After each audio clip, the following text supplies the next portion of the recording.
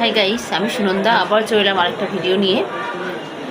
আপনাকে ব্যাংক থেকে হয়তো ফোন করতে পারে যে আপনার কিছু ডকুমেন্টস আমাদের প্রয়োজন। আমি ব্যাংকের ম্যানেজার বলছি।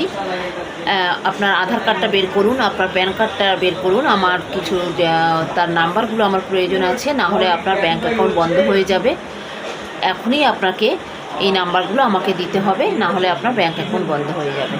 আপনি তাড়াহুড়ো করে হয়তো আধার কার্ডটা বের করলেন, প্যান কার্ড বের করলেন, সঙ্গে সঙ্গে নাম্বারটা দিয়ে ফেললেন। এটা তো মারাত্মক একটা ভুল করে ফেললেন। আর এটা অনেকেই করছে। আমার নিজের এক বান্ধবী, সেও এই প্রতারকের হাতেই পড়েছিল। তার ব্যাংক থেকে সঙ্গে সঙ্গে কয়েক সেকেন্ডের মধ্যে 30,000 টাকা চলে গেছে। এরকম অনেকের লাখ লাখ টাকা চলে যাচ্ছে এইরকম প্রতারকের জন্য। প্রচুর প্রতারক আপনার ঘুরে বেড়াচ্ছে আপনার সমাজের চারিপাশে, আপনার আশেপাশে চারিদিকে ঘুরে বেড়াচ্ছে। সেসব দিক থেকে কিন্তু আপনি সাবধান হন।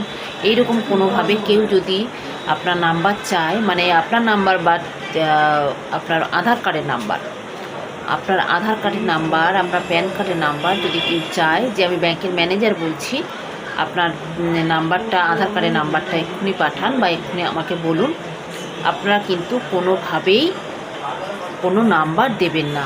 আপনারা এটা বলবেন যে ঠিক আছে, কোন ব্যাংক বলুন, আমি সেই ব্যাংকে গিয়ে আমার কাগজপত্র, আমার জেরক্স কপি নিয়ে গিয়ে জমা করব বা আমি ম্যানেজারের সঙ্গে গিয়ে দেখা করব।